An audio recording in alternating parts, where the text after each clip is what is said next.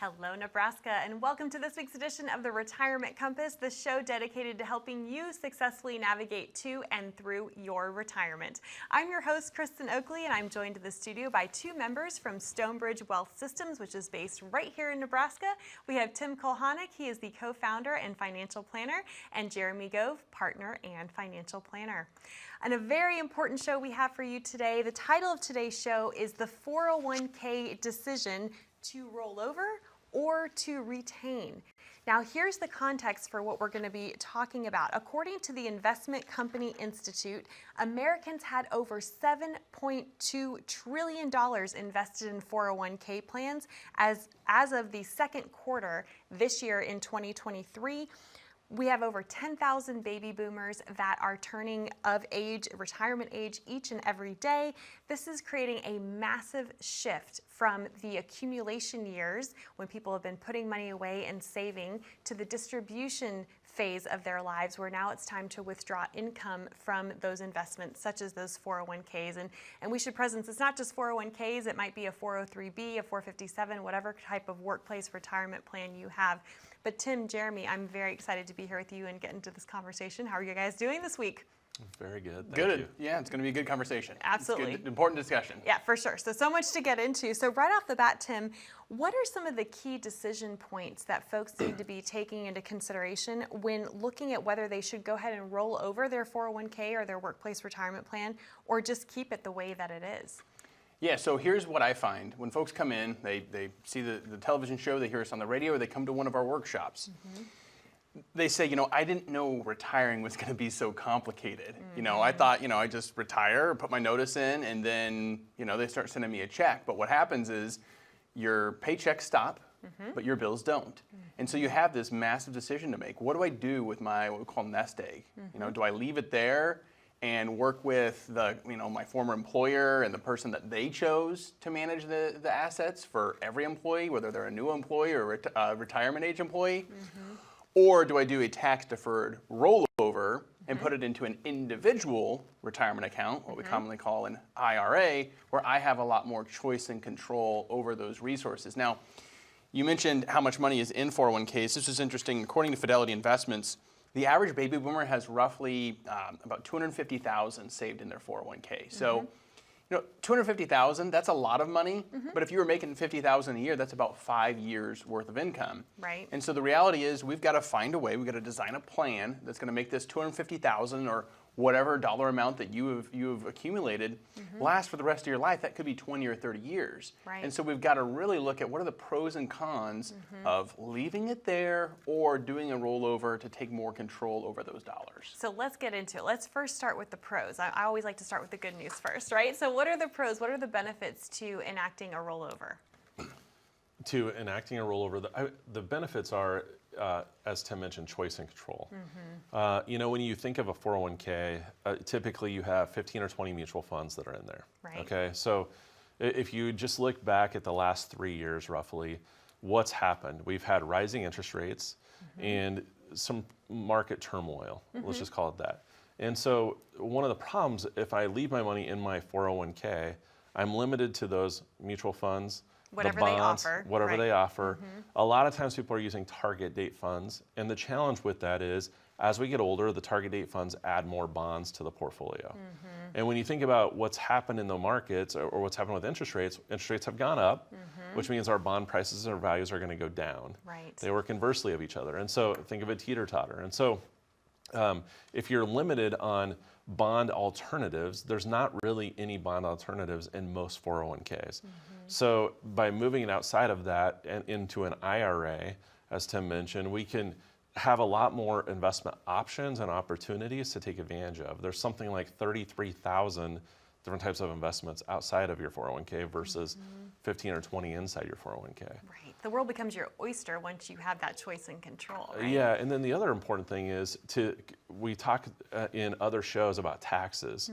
If your income is low, it may make sense to start converting some of that IRA to a Roth IRA. If it's in your 401k, it's more difficult. And so if you move it out of your 401k into an IRA, again, you have more control, so you can do some of that tax planning as well. Right. Right. Well, what are some of the cons? Because obviously there's a flip side to this as well. So what are some of the cons to doing the rollover versus just leaving it where it is? I think, like on the surface, the easy answer is, oh, well, if I leave it where it's at, my employer maybe covers those costs, so it's lower cost. But the reality is, if you look at the form that your employer sends out every year, it's Form 404C or 404A-5. It actually shows what the fees are. Some employers do, in fact, cover a lot of the administrative costs. People don't realize that with a 401k, it's not the same as an IRA. With a 401k, you have to have what's called a third-party administrator, or TPA, and you also have to have what's called a record keeper. Those are the companies behind the scenes that are crunching the numbers and separating the money types out, separating your money from your colleagues' money and that sort of thing. But sometimes the employer can just pass the cost for that on to the plan, and it's paid pro rata. So if you're 65 and you've got $1 million in your 401k, and they hire Billy the Kid here, and he's 21 and he's got $1,000 in his 401k, you're subsidizing him, okay? So while, yes, if you roll it to an IRA, maybe there's additional costs if you hire somebody like me as an advisor, but you get professional guidance, and you're no longer subsidizing other people in the plan. So that's probably the biggest potential drawback. The other would be you have to look at what your goals are. If you're retiring early, let's say you're 56, for example, you have to be 59 and a half to take money out of an IRA without a penalty. Otherwise, there's other ways that you can get it, but it's a little more complex. Whereas with a 401k, if you've worked there for a set amount of time, once you reach age 55, if you retire after that, then you can get to the money without a penalty. So sometimes what we'll do in those situations is we'll split it up, where if somebody's 56, 57, we'll leave some of the money there so they can access it for cash flow, and then we'll roll the remainder over. Well, I know that this is such an important conversation too, because I have heard the stat that on average, most Americans have 5 old dormant accounts floating around out there. Money that they've left behind at a previous place of employment. Maybe you are still working, but maybe you had changed jobs and you just left that old workplace retirement behind.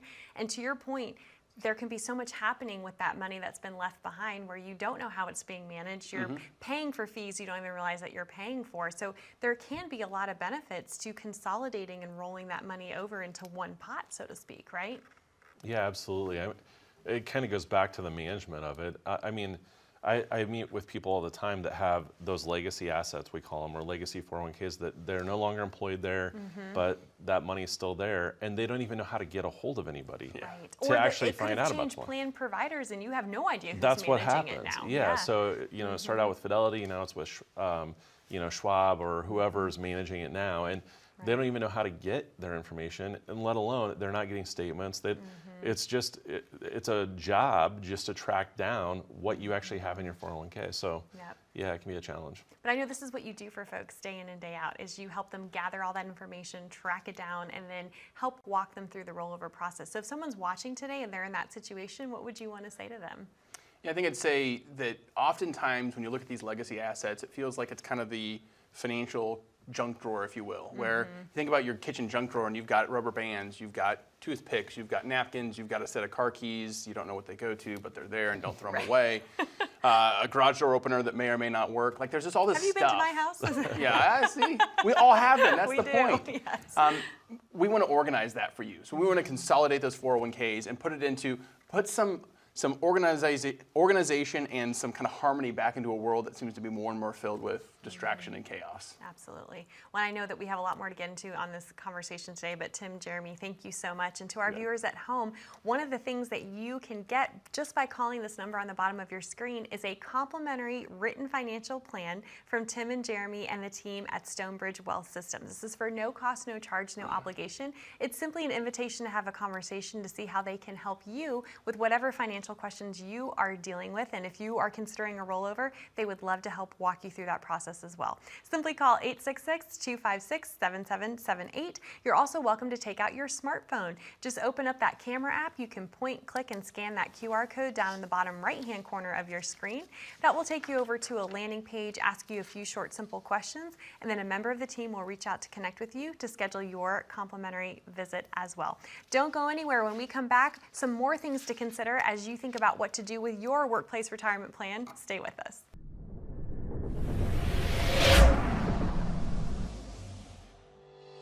My story started when I was in college. I was trying to figure out what I wanted to do. I knew it was going to be in the financial industry. I took a lot of accounting and finance classes. I thought I'd probably work in like a bigger company and work my way through maybe the accounting department. But then when I was doing a internship the summer before my senior year, I walked into a business. I was trying to sell magazine ads. I don't know if I call it magazine ads, but basically ad space in the back of the UNK Student Handbook and Planner, which was a difficult sell because, nobody uses pen and paper planners anymore, at least not college students. But I made my best pitch to some financial advisors. I happened to be Scott Noctegal that I met with that day. When I went for the close and tried to see if he was ready to sign up for some ad space, he said, yeah, no, I'm not interested in that, but it takes a lot of courage to have somebody to be willing to walk into a business, especially a business that really doesn't cater to your target audience, to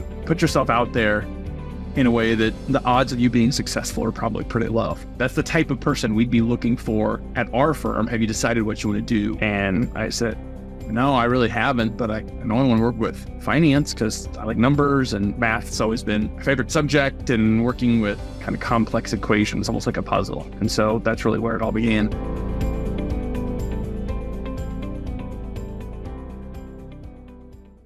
Welcome back, Nebraska. You're watching The Retirement Compass. I'm your host, Kristen Oakley, and I'm here with Tim Kulhanek and Jeremy Gove, two members of Stonebridge Wealth Systems based right here in Nebraska, and a very important conversation we're having today about knowing what to do with your workplace retirement plan money. As we said at the top of the show, most Americans have the bulk of their wealth saved up in something like a 401k, and the question becomes, what do I do with this money? Do I roll it over? Do I leave it behind? How do I navigate all the complexities of rolling it over? And so what are some of the options that workers have? I know you work with a ton of workers based right here in Nebraska. So what are some of the things that they need to be aware of or taking into consideration when it comes to their 401k accounts? Yeah, so there are options. That's the good thing. So when you think about your 401k and what are the options, the first one obviously is just leave it there. Mm-hmm. We've kind of talked about that in the last segment, where you end up having 4 or 5 different 401ks at 4 different old 4 or 5 dormant different accounts, employers. right? Yeah. Yep. And so that's the first option, just leave it there. And so that would be number one. Number two, you could take a cash distribution. So you just take all of the money out at once, and that can be very expensive. As Tim mentioned, the average accounts at Fidelity are $250,000. So if you take a $250,000 distribution right away, there's a lot of taxes that you're going to pay. It's going to Unnecessarily, we should add, right? So we don't typically recommend that ever. Right. And so that's one way. You could roll your funds to an IRA. There's no taxes when you do that, but then you have the control of the account, and it's typically put into your name. So but you hire an advisor to manage that and help you with it. That's another one. And you can also roll your funds to a Roth IRA. Now the challenge with that is it's similar to taking the distribution, because it's going to create a taxable event. So we don't typically recommend that either until the idea is to get it into an IRA so you have control, and then we roll parts of it over each year into a Roth IRA. So we're trying to minimize taxes and maximize the growth of that. Right. Well, what do you see most workers are doing? I mean, obviously we've talked about a lot of the pros, and it seems like there's more pros than cons, but this is something that you're working in every single day with folks. So Tim, from your vantage point, what do you see most people doing? Yeah, I read an interesting statistic. It was from Zippia, which basically is like a jobs website, career search site. The average American will have 12 jobs over their lifetime, or 12 different employers over their lifetime. That's so different from previous generations. Yeah, it was one, and 30, 40 years later, you retire, and gold watch, pension, you were set for life. Yeah, exactly. those days are gone. Unfortunately, so for most people. those days are gone. Yep. And so, a couple different things come to mind, 2 different stories. So one, I had a couple come in, it might have been about a year ago. They came to a workshop, and she'd worked for in the telecommunications industry. So she worked for 3 or 4 different companies, and there's lots of mergers and acquisitions. And so I've got money with Verizon. It was once upon a time it was Bell Telephone and AT&T. But I think she had like 6 or 7 different 401k balances, and she had really no idea how much total she had. That's very common too when people have left stuff behind, right? Yep. kind of laying out the process when folks come into our office. We say, okay, like, let's get to know one another. I can't just, like, if you go to the doctor and you go to get a second opinion at the doctor, if they just sat you in the butcher paper and said, here's your prescription, you'd be like, you're not going to take my temperature or my blood pressure or analyze me at do all. some sort of, So we have to do, we have to be able to prescribe the right type of things. So we have to do some diagnostic tests. And come to find out, they were really, really conservative-minded people when it comes to their money. They didn't want to lose anything. My number one goal is to preserve principal. Like 70% of their money, 70% of their money was in stock funds, like growth funds, so more aggressive types of funds. So there was a huge mismatch. But she didn't know, because how am I supposed to keep track of 7 different 401ks? It makes it really difficult. On the other side of the equation, I had a gal come in who was already basically at retirement age. And she had her money in the same fund that she's had since she started in the 401k 27 years ago. Wow. Never changed it. Right. Because that's not what she does. She was a nurse, and she's really good at being a charge nurse. You know, we're subject matter experts at what we do for a living, but you know, analyzing financial markets isn't really her thing, and it's not most people's thing. She was in what's called a stable value fund. I said, well, why'd you pick that fund? Well, stable sounds good. Value, another good word. So stable and value, those things spoke to me. I want something that's got some stability and it's going to grow in value. Unbeknownst to her, that's basically a glorified savings account. So she's been earning maybe 1.5% to 2% on average for the last 27 years. Unfortunately, this is a sad story, because that probably cost her about $400,000 in lost growth over the last 27 years. But we don't know what we don't know. So again, finding a guide, somebody who's landed the plane, who can help you pick the right strategies. You know, if you're not 59 and a half, because a lot of people don't know this, if they're 59 and a half or older, you don't have to retire to do a 401k rollover. You can do what's called an in-service rollover. And we can help you. So if you're like, oh man, I got to wait till I retire to do this. No, that's not the case. You reach 59 and a half, and most employers will give you access to that money.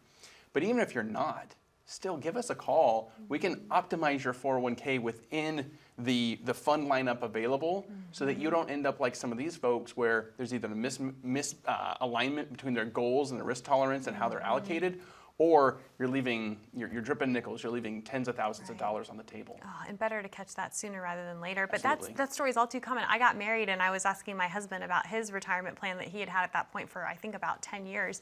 And I said, why did you choose this? He said, I don't know, it's what the guy next to me put on his paper. You know, I mean, it's just very common, because a lot of folks, we don't receive an education on this stuff, and we don't know what we don't know, to your point. Yeah, exactly. Yeah. Well, Tim, Jeremy, thank you. If you're at home and you have questions about your workplace retirement plan, no matter where you are in the spectrum, you could just have started at a new company, you could be nearing that 59 and a half mark, or even older, the team of Stonebridge Wealth Systems would love to help and serve you. Again, for no cost, no charge, no obligation, you're happy to receive a complimentary written financial plan simply by calling this number, 866-256-7778. Or again, you're welcome to scan that QR code, and that will get you connected as well. More on the Retirement Compass right after this.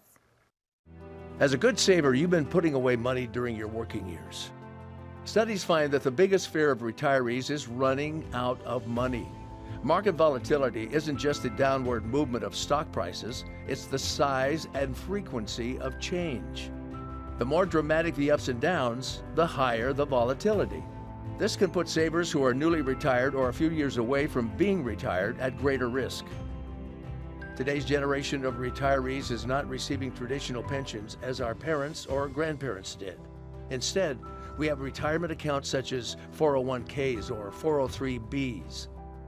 These accounts typically expose your money to market risk.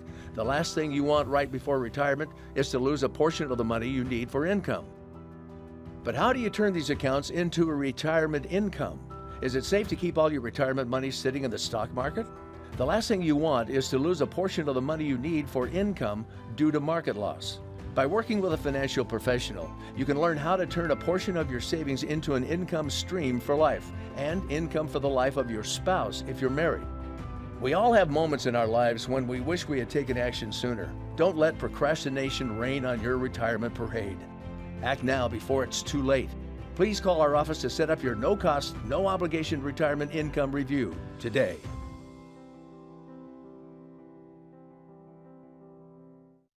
Welcome back to the Retirement Compass, brought to you by the team of Stonebridge Wealth Systems. I'm your host, Kristen Oakley, joined by Tim Kulhanek and Jeremy Gove. We are talking today about what to do with your workplace retirement plan, maybe an old 401k you've left behind, or maybe you're nearing retirement. Do you roll that money over? Do you retain it? What do you do with it? So many questions. This can be so confusing for so many folks, and yet this is something that you all do day in, day out. And I know we talked in an earlier segment about the pros and cons. Jeremy, I'm curious, what would be a situation where it might not make sense for someone to do a 401k rollover? When would that apply to someone? Well, so a great example is something called net unrealized appreciation. Okay, say that again. Net unrealized appreciation. Otherwise known as NUA, right? Going back to our acronyms. We love our acronyms in this industry, yes. So when we talk about NUA, it doesn't mean you don't want to do the rollover, but it's how you do the rollover that's really important. Okay. Okay, so just kind of giving you the 30,000-foot view of how this works. Basically, it would be for somebody that has company stock in their 401k. So let's say you work for West Company or Kawasaki or whoever, and you have their company stock in your 401k.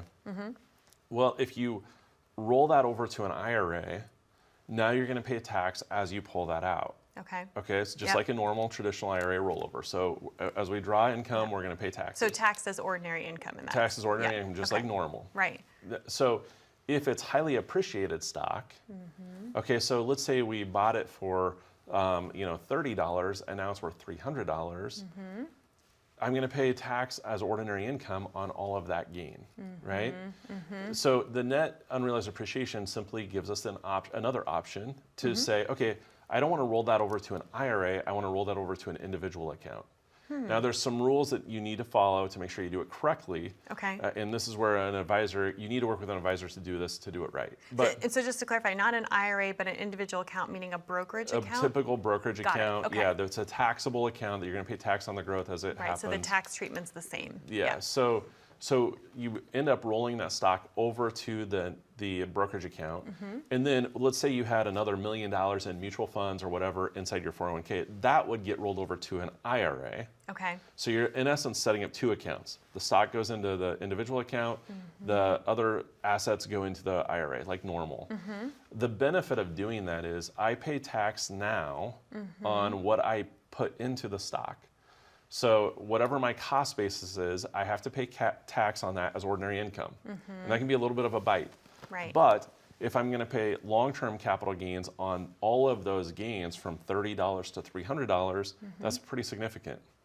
And so if I'm in, let's say, the 28% or higher tax bracket and I'm paying 15% on my capital gains, obviously you can do the math quickly that that's a really good deal. Wow, yeah. Taxes are on sale for you at that point, right? In Absolutely, a way. especially today. I mean, with taxes being as low as they are now, it definitely makes sense to do something like that. Right. Well, and I know that, an area where most folks make mistakes unknowingly comes with these tax treatment. You know, where you're putting money when, how you're withdrawing it.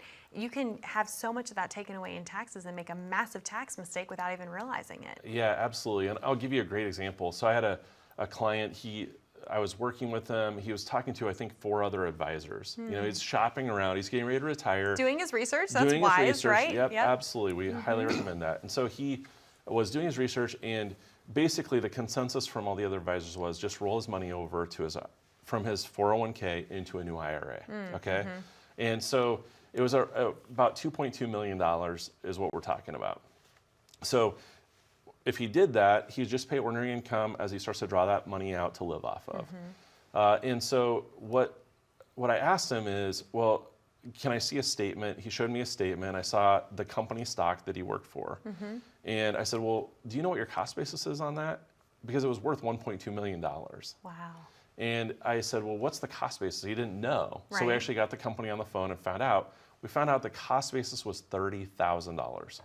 So he invested $30,000, and that grew to $1.2 million. So I said, no, we don't want to roll that over to an IRA. And here's what we want to do. We want to take that, put it in an individual account for you. The rest of the mutual funds will roll over to your IRA. So about $1 million rolled over to his IRA. About $1.2 million went into his individual account. He paid tax on $30,000 that year. Right. which he had the cash to do. So it really wasn't a burden to him. Right. But now that 1.2 million we could pull out as long-term capital gains. And when we did a simple calculation just on current tax rates, which again, they're on sale right now, by doing that, it saved him over $240,000 in taxes today. Right. Down the road, it would be a lot higher potentially because of taxes going up. Yes. Oh, So my it's goodness. a powerful, powerful resource. Oh, for sure. This is one of the many reasons why I love doing this show with you guys, because you are such a wealth of knowledge and information. And to your point, this person had been working, looking at different advisors, but no one else had had that important conversation with them. That's huge. Yeah, and when you think about it, a lot of people talk about what does it cost to work with an advisor?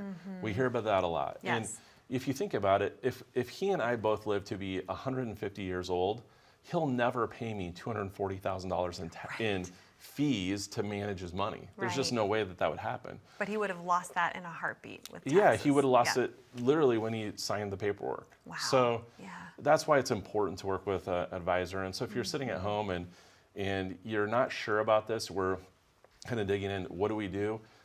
You definitely need to talk to an advisor and talk to somebody on our team to get those questions answered. And I know this is what you're so passionate about doing. I mean, Yeah. this is the fun part for your job, right? I'm Yeah. sure that when folks sit across from you and they're like, wait, really? I can save $240,000, right? As it did in that example. That's amazing. Yeah.